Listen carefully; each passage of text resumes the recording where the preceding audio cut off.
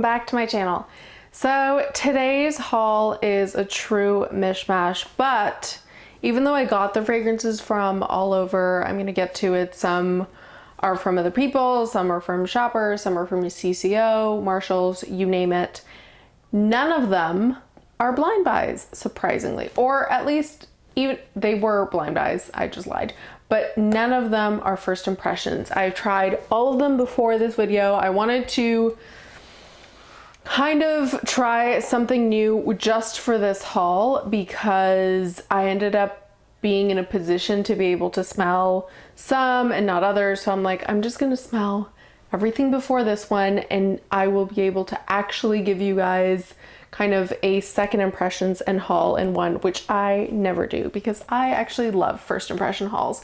But this time is a little bit different and we're just gonna get right into it. So if you haven't subscribed already, don't forget to subscribe. Don't forget to follow me on Instagram. All that good stuff and more is in the description box below, and let's get started. So we are gonna start with the first one I got, and it's the only one that I bought secondhand because it's a vintage. I've been wanting to try it for ages. There is like a huge fan group bonanza over this scent in general and the different versions and the vintage versions and all that stuff. And finally I gave in because I found a great deal on a vintage Italy version. So without further ado, let's just get into it. It's Dolce Gabbana's Red Cap.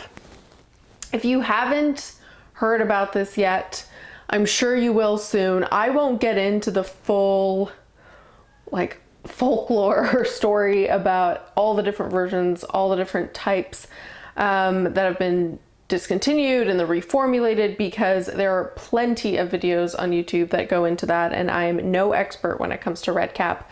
But I've always been curious, like, what is the hype? What is this scent? And I'd never smelled it before, and someone was selling their vintage Italy version, which according to the videos I've seen and kind of just common knowledge about this scent, is supposed to be the best version. There's an Italy version, a German version, and the reformulated version, and I think people usually tend to prefer the original for a lot of fragrances, but sometimes not, and this one is definitely the case. So the original Italian version is the favorite.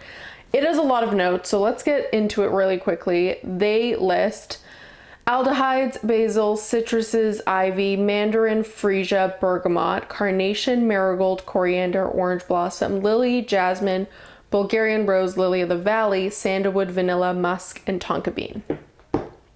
So if that wasn't a mouthful already, I will say I've worn this twice already, and so now when we smell it, I can really give you guys a better understanding of this scent and whether or not I think it's worth the hype and everything. So we're really gonna get into it. The first thing I'll say, because I was really curious about it, is what kind of powdery aldehyde fragrance is it? Because that's really the main thing you'll hear, is that it's a powdery aldehydic scent. And those are two things that I love, but I was curious because sometimes there are aldehydes that really do get too sparkling. I think it's Madison Avenue. Yeah, I think it's Madison Avenue by Bond number 9 that I own. The aldehydes in that are so sparkling that they honestly kind of hurt my nose.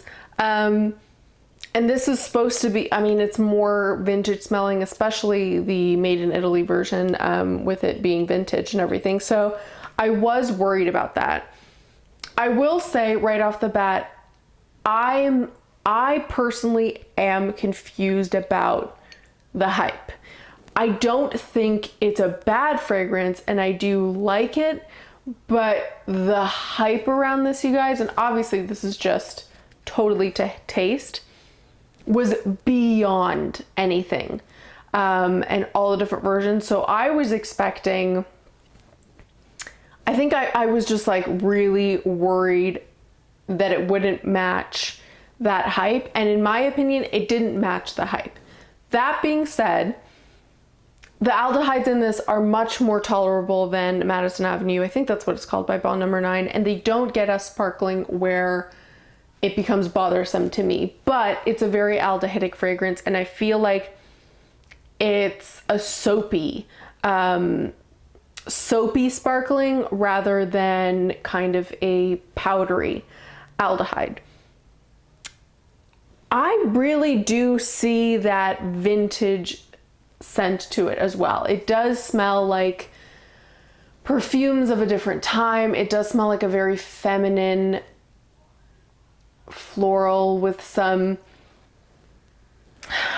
green notes in there that's very, very aldehydic. I can see it having a lot of, like, if you'd worn this previously or if you knew people that wore it previously, I can see you wanting to have a bottle in your collection forevermore to be reminded of that, because I don't really think there are a lot of fragrance houses that are coming out with new fragrances that smell like this. So I get it and I do like it, but I am really curious, and if you guys are interested, I'd love to do this, to go through my collection, because once I smelled it, I felt like there were other scents that came close. I don't think I own anything that is 100% dupe of this, but I feel like there are either scents that come close on their own or layering combos that I feel like could emulate this in my collection alone. I have yet to put all of those to the test, honestly, because there's been so much to do. But if you guys are interested, then I'm happy to put the time aside to kind of go through my fragrance collection and really do sniff tests, because I'm really happy I own this and I will wear it from time to time. And I'm really just happy to have this even more than that for kind of collector's purposes, because I know how hard these are to find and it's a scent I actually do enjoy. But I wanted to put that out there if someone is freaking out, ready to pay an arm and a leg for a vintage bottle blind, the way I was buying it blind. I don't know if it matches this kind of mastery, majestic level that people have talked about it, at least in my opinion. So that is Redcap. The second one is actually a way more inexpensive find, and I actually still have it in the box because I wanted to show you guys. And this is one where I was curious because people were talking about it showing up for $19.99 at Shoppers. So I thought if it shows up, I'll pick it up. And I found it, and it's Noah by Cacharel. It's just the 30 ml. Basically, word on the street was, and it's funny because I feel like in some ways it is similar to Redcap, but we'll get into that. Look how little it is. It's so cute. And there's like a little pearl inside as well. It's so sweet. I was curious because this was also described as being very musky and clean and aldehydic, but supposedly a kind of Nivea dupe. And you guys know I have the Nivea scent thanks to one of you guys, but I also have the Twin by Azzaro fragrance that I felt like was a dupe, or that you guys told me was a dupe, but I felt like had something that bothered me. And this has been compared to both. So let me remind myself of the scent before I get into it. Right. So this also has a lot of notes, hence why I couldn't even write them all down in time. But this has white musk, peony, freesia, green notes, peach, plum, lily, lily of the valley, green grass, jasmine, ylang ylang, rose, coffee, vanilla, coriander, sandalwood, incense, tonka bean, and cedar. So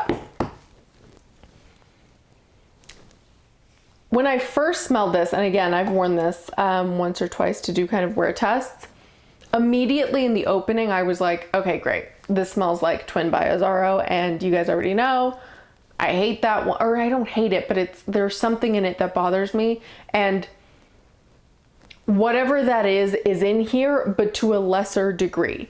So I was like, okay, it's a lot more like Twin by Azzaro than Nivea in my opinion. But as it rests on the skin and as you continue to wear it, I feel like because whatever that that like quality to it that I hate in Twin by Azzaro is less in here. It also fades quite a bit more, and it gets a lot more clean than I think even Twin does.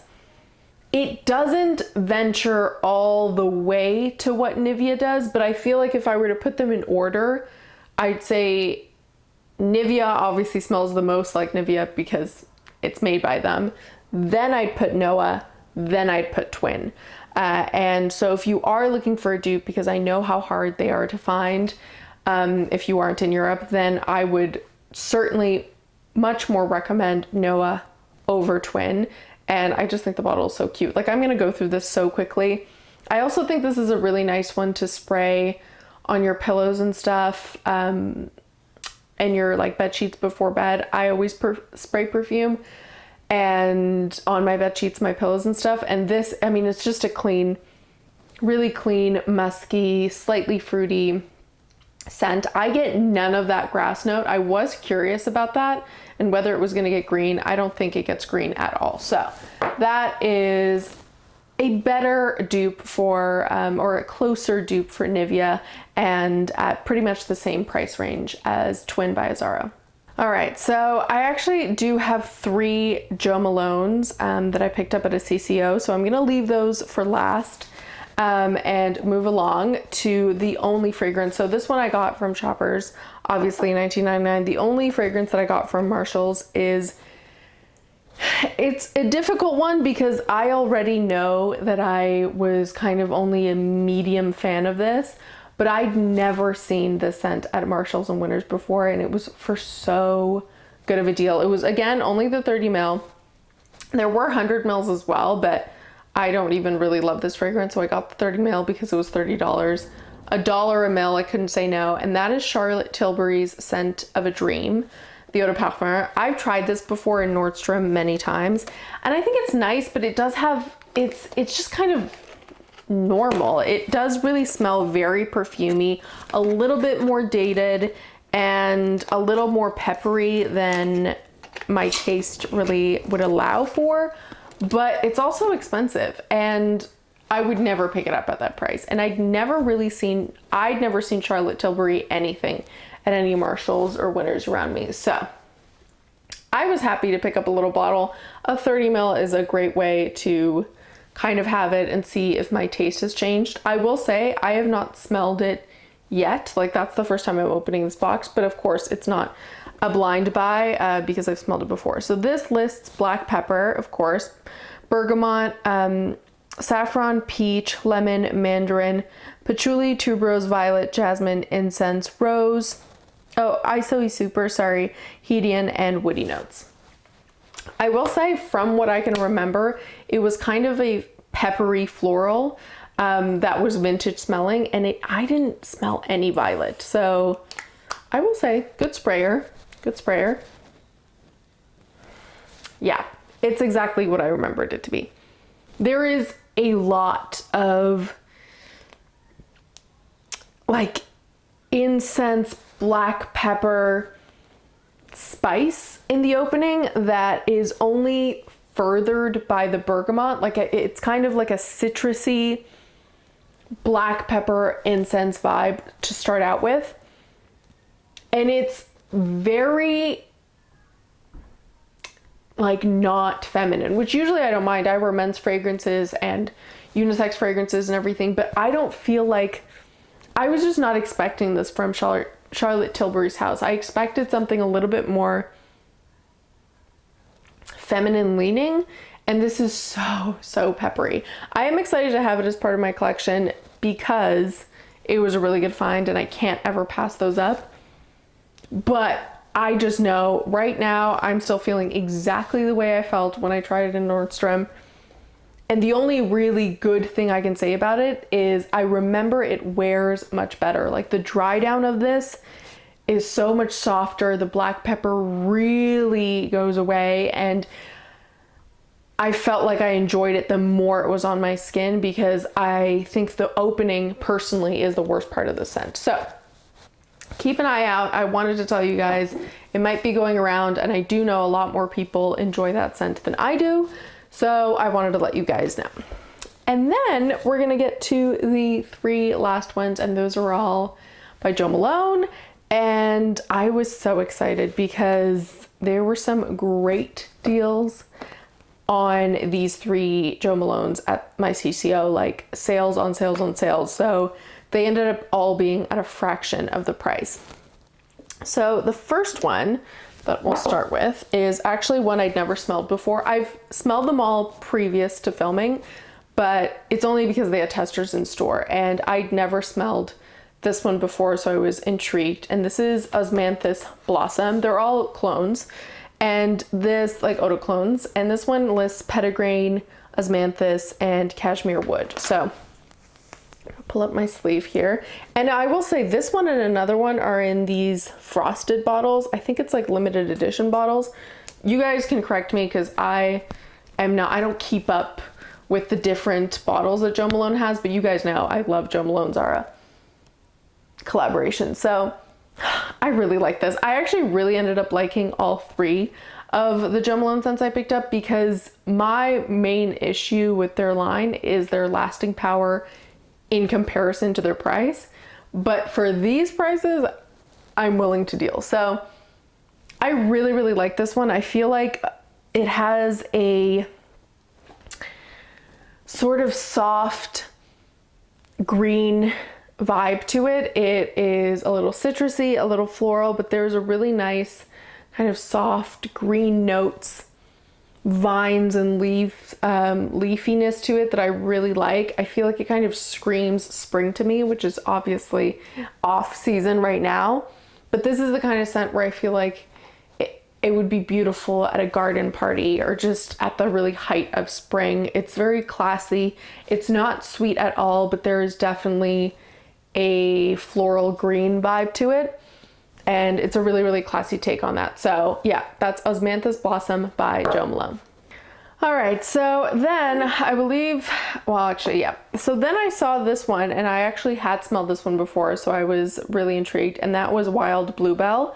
I smelled this one many a time in Sephora, and I was like, why not? Again, I think this one was like $45 or $46 for the smaller bottle, which are the 30 mils, which is a really good price for Jo Malone, I thought. And this one lists bellflower, clove, dewdrops, green leaves, persimmon, peach, musk, and powdery notes. And honestly, before I picked this up, I thought I only just like mediocre liked Wild Bluebell, but ever since I've had it, because like I said, I've worn it twice now before filming, I really have started to grow to liking this one a lot. And I was intrigued because I don't think I've seen persimmon in any of my fragrances, and it's a fruit I hate.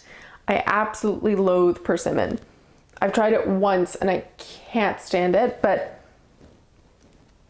I don't really smell it in this either. And the smell honestly does bother me as well. I don't smell that in this. So I did want to say this kind of also is a green sort of citrusy floral, but this is more heavy on the sort of freshness than the other one, the Osmanthus Blossom. I feel like Wild Bluebell is a little bit fresher and a little bit stronger, and Osmanthus Blossom sits already pretty close to the skin once you've sprayed it. So yeah, I've really gotten into this one. I think I'm going to be wearing it a whole lot, and again, it kind of screams more spring vibes to me, but I really do like this one, and I'm happy to have it as part of my collection. And then finally, this last one, I was so happy because it was a larger bottle. This is the largest Jo Malone fragrance I've ever had because I've only had the smaller ones. I've never had these, I think they're the 100 mils, yeah. And that's Waterlily Cologne. And I couldn't remember if I'd ever smelled this. It didn't smell familiar to me anyways, but this listed neroli, waterlily, jasmine, sambac, and white musk. And we will just spray this a little bit. Well, I'll just pull down to remind myself. Yeah, so this is the one, I'd sprayed all 3 of these when I was shopping, and this is the one that I smelled the most. I would say this and Waterlily, but or this and sorry, the Wild Bluebell, but this one has a sort of, and it's really hard to explain unless you've smelled it, because I don't think this is very neroli heavy. This isn't like your classic neroli scent. It has a really almost papery, yeah, that's the best way to describe it, kind of like a papery green vibe to its lily note. And I don't usually like lily fragrances or lily of the valley fragrances. I don't hate them, but they're kind of hit or miss for me. And this one, I just have to say, I don't think it's going to be my be all and end all favorite, but there is a real uniqueness to the lily in this, and I think it overpowers the neroli. Somewhat unfortunately, but it does make it a lot more interesting because it smells, and if you've smelled this before, then maybe you hopefully know what I'm talking about. It smells like it has a papery, yeah, like papery green is the best way I can describe the lily in this and the florals in general. And it really does waft and have sillage more than you would be expecting it to, because it was like a pretty cold day and these are very, very light, and I had not doused myself, and I got some sillage, like a considerable amount for me to actually not, you know, be having my arms down and be able to smell it from my wrist. So anyways, that being said, I'm really excited to have it as part of my collection. I think the frosted bottle is just stunning and the prices were way too good to beat. So I love that one and I'm happy to have it. All right, so it took a while, honestly, to put them in order, and this is the most confusing order I've seen in a while, but bear with because I do have reasonings behind the order as I do with my hauls. So in last place, this was the easiest, I guess, in a sort of way, because while